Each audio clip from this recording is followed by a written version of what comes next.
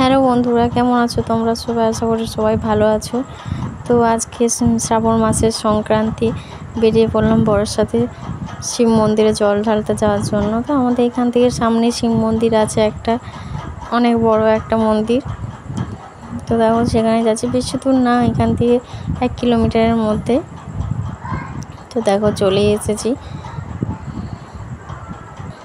একটু গিয়েই তারপরে মন্দিরটা পড়বে।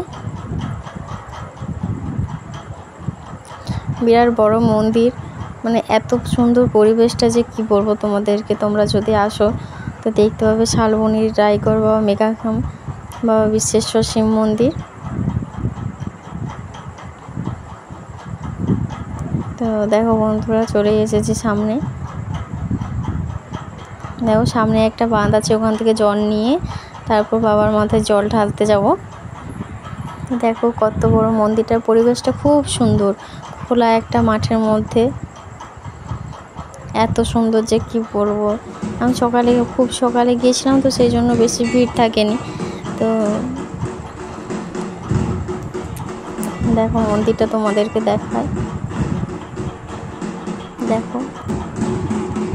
আর ওই যে পাশে একটা মন্দির দেখা যাচ্ছে না, ওই পিঙ্ক কালারে, ওটা দুর্গা মন্দির। তো দেখো আমি জল ঢেলে নিয়েছি,